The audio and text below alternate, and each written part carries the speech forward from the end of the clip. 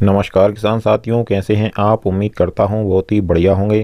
किसान साथियों, गेहूं की फसल से शानदार उत्पादन लेने के लिए ज़रूरी है कि गेहूं की फसल में लंबी और मोटी बालियां आनी चाहिए, तभी हमारा उत्पादन जो है एकदम शानदार निकलेगा। गेहूं की फसल में जितनी लंबी और मोटी बालियां आएंगी उतना ही उनमें ज़्यादा दाने बनेंगे। जितने दाने बनेंगे किसान साथियों, उतना ही हमारा उत्पादन भी बढ़ेगा।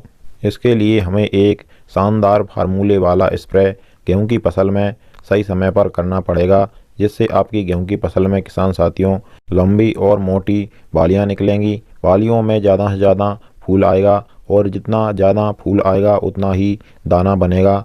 किसान साथियों, वीडियो में आपको अच्छी तरीके से पूरी जानकारी बताएंगे। उससे पहले हमारा आपसे एक छोटा सा निवेदन है। जो भी किसान साथी हमारे चैनल पर पहली बार आए हैं या फिर जिन्होंने अभी तक हमारे चैनल को सब्सक्राइब नहीं किया हुआ है, वह सभी चैनल को सब्सक्राइब कर लें, वीडियो को लाइक कर दें और ज़्यादा से ज़्यादा हमारे सभी किसान दोस्तों के साथ ट्विटर, व्हाट्सएप, फेसबुक पर इस वीडियो को शेयर करना बिल्कुल ना भूलें। किसान साथियों, गेहूं की फसल में जब गबूट अवस्था आती है, बालियां बनने की प्रोसेस शुरू होती है, वही सही समय होता है। तब हमें एक स्प्रे गेहूं की फसल में करना होता है और इसी समय पर एक सिंचाई भी गेहूं की फसल में हमें करना बहुत ही ज़रूरी होता है। इस समय पर गेहूं की फसल में नमी की बिल्कुल भी कमी नहीं होनी चाहिए। गेहूं की फसल की गबूट अवस्था ही वह अवस्था होती है जब हम गेहूं की फसल में आखिरी खाद उर्वरकों का प्रयोग कर सकते हैं। इसके बाद में किसी भी खाद उर्वरक का जब बाली गेहूं की फसल में निकल आती है तो किसी भी खाद उर्वरक का हम प्रयोग नहीं कर सकते हैं। फिर बाद में प्रयोग करने से कोई फ़ायदा ही नहीं होगा। इसीलिए हमें जो भी खाद उर्वरक रह गए हैं पहले से हमने गेहूं की फसल में उनका प्रयोग नहीं किया है, तो गबूट अवस्था तक ही हम उनका प्रयोग कर सकते हैं। सभी खाद उर्वरकों की पूर्ति इस समय पर करना बहुत ही ज़रूरी होता है। गबूट अवस्था पर सिंचाई करने के बाद में किसान साथियों आपको एक स्प्रे करना होगा। इस स्प्रे में आपको 3 चीज़ों की आवश्यकता पड़ेगी। पहला है NPK 05234, दूसरा है बोरोन और तीसरा है जिंक। NPK 05234 की मात्रा की बात करें तो इसको आपको लेना है 1 kg 1 एकड़ के लिए। 160 से 180 लीटर पानी के साथ में आपको इसको स्प्रे करना है।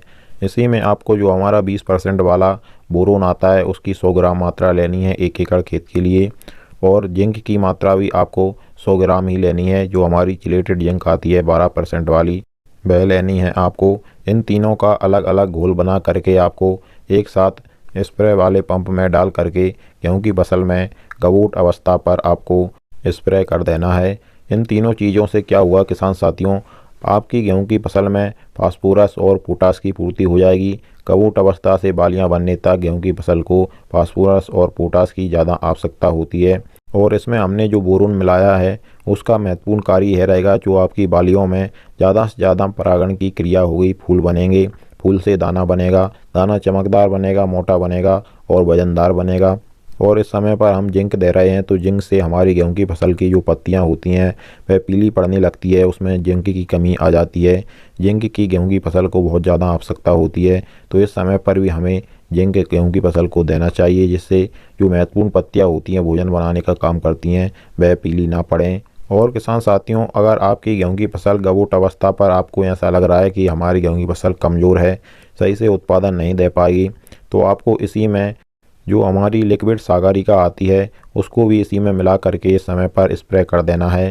सागरिका में बहुत सारे सूक्ष्म पोषक तत्व पाए जाते हैं, जिससे आपकी गेहूं की फसल कमज़ोर होगी तो वह एकदम तंदुरुस्त हो जाएगी और अंत में आपको बहुत ही शानदार उत्पादन निकाल कर देगी। किसान साथियों, इसी प्रकार से आपको हमारे चैनल के द्वारा आगे भी आपकी सभी फसलों की जानकारी मिलती रहेगी। इसके लिए आप हमारे चैनल को सब्सक्राइब करना मत भूलिएगा। चलिए फिर मिलते हैं इसी प्रकार की एक और नई जानकारी के साथ अगली वीडियो में।